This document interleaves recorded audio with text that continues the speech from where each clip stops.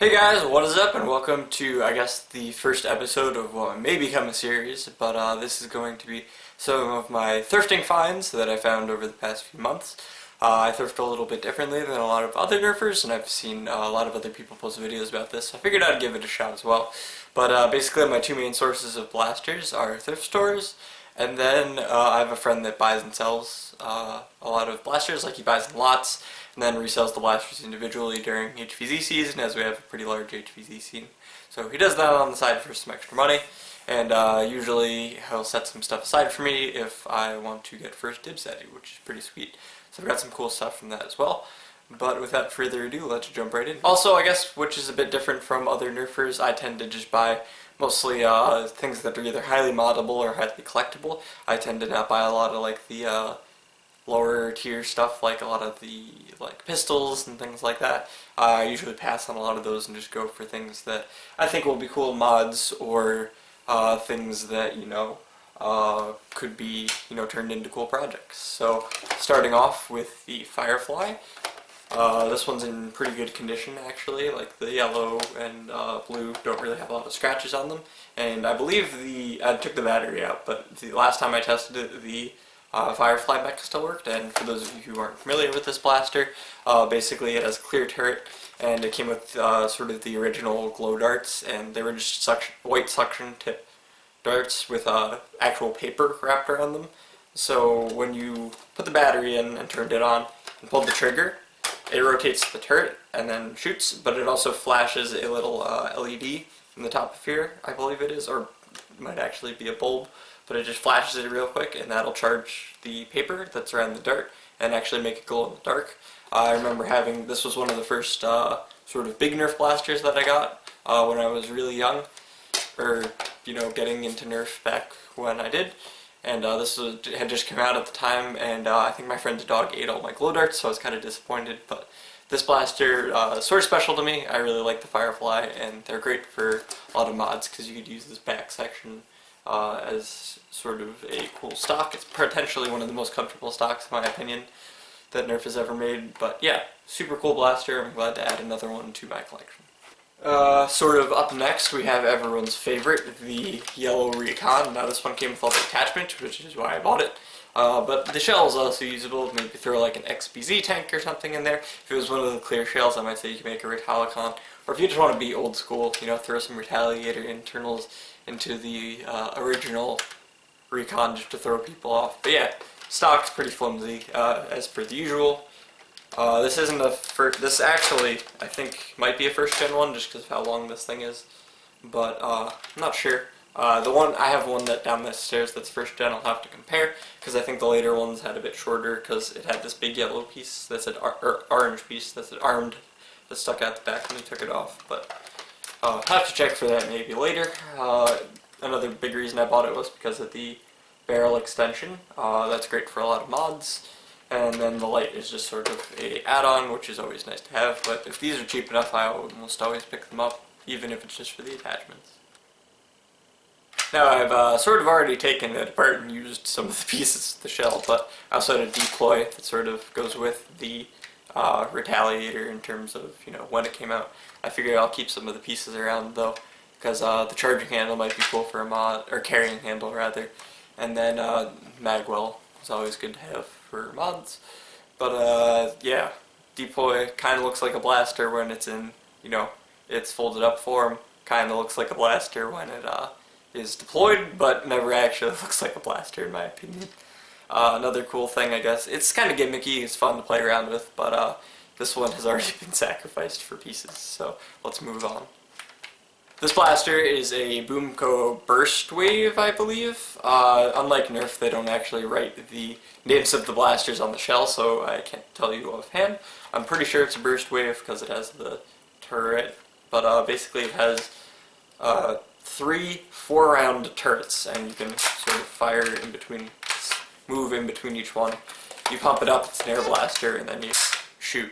I bought this one mostly for the air tank. It's in really good condition, which is kind of unfortunate that I don't have any boom coat darts. I already get made fun of enough at HVZ for using the Mega Darts quite frequently in my Roto Fury, but I don't see myself investing in boom coat darts just because no one I know uses them, and a big benefit of having an ammo type that someone else uses is, you could share in your squad or whatever, but I see myself pretty much just taking the air tank pump out of this one, but it might make for a cool project in the future. Speaking of cool projects in the future, we have this Nitron. Most of my squad for HVZ actually runs Vortex discs, funny enough. The Rmods is, I would argue one of the better blasters for HVZ that's ever been released in stock form, but that's a debate for another day.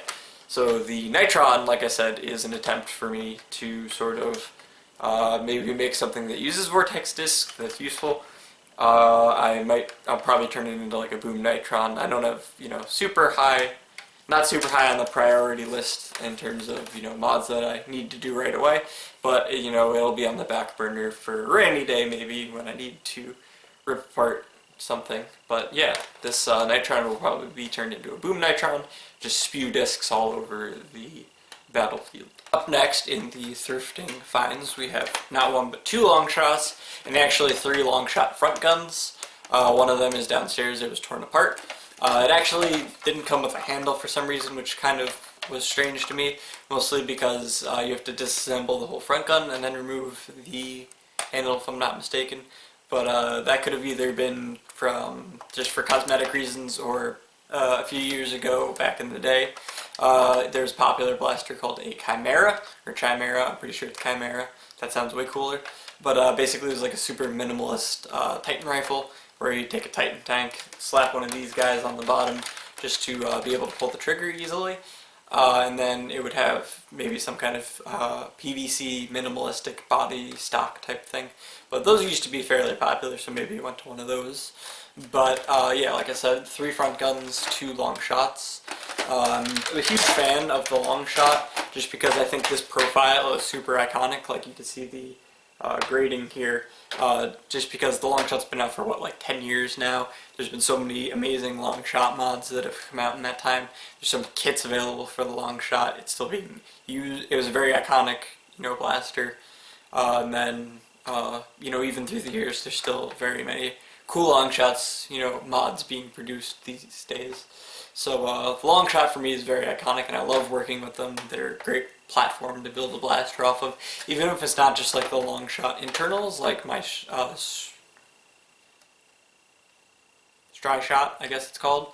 But that just has sort of my favorite section, the long shots at the front, like with that grading. But yeah, so I'm really excited to add some more long shots to my collection.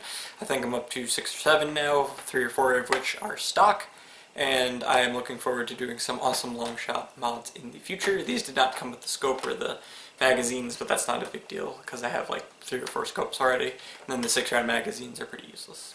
Up next, continuing sniper rifles, we have a Centurion. Now this one doesn't come with a magazine, but it's being traded to my friend, because I have another, this is his, that he found without a magazine. And then I have one with a magazine, but the screws are all rusted out. After that blaster, I wanted to do a Strife Centurion integration, but I got it, and then the screws are all rusted out, and it was a pain in the butt, so I didn't want to deal with it anymore, so I just put it on the shelf, because I didn't want to deal with all those rusted screws. So after that purchase, I no longer buy things with rusted screws. It's the moral of the story. So this one, without the magazine, is being traded for the one, my one, with the magazine and the rest of it screws, and then my friend's going to sell that one to someone else because it's a complete set, whereas I really don't need the magazine because I'm going to tear it apart anyway, so it works out for the both of us because both blasters are still functional.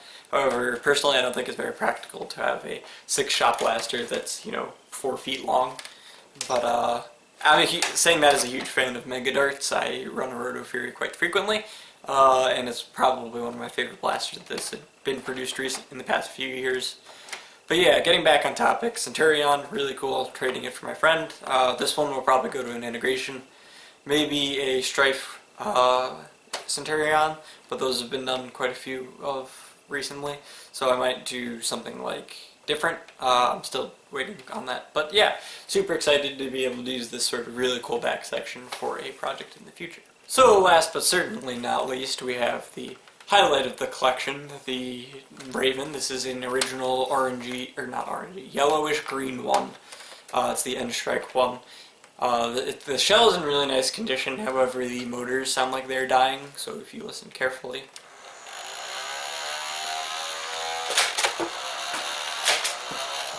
And those are pretty much new batteries, so it barely shoots, which isn't really a problem for me because I'm going to replace the whole thing anyway.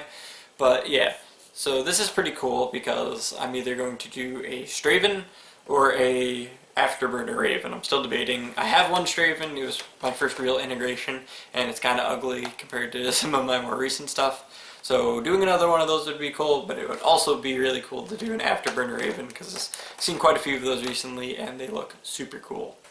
So that should conclude my thrifting video. If you watched this far, thank you so much.